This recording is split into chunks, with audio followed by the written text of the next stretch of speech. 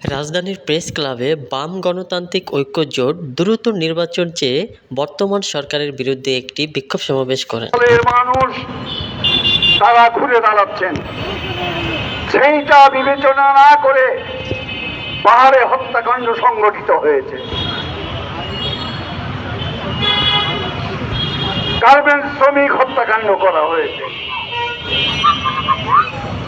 বেক্সিমকো যে শ্রমিকদের শান্তিপূর্ণ আন্দোলন, সেই আন্দোলনে একদিকে নেতৃত্বের সাথে আলোচনা করা, আর একদিকে সেই আন্দোলনের উপরে ভাড়াটে সন্ত্রাসীতে হামলা চালিয়ে আন্দোলনকারী নেতাদেরকে গ্রেপ্তার করা হয়েছে। গার্মেন্টস ঐক্য ফোরামের ওই অঞ্চলের সভাপতি খোরশেদ আলমকে সহ অনেক শ্রমিক নেতাকে গ্রেপ্তার করা হয়েছে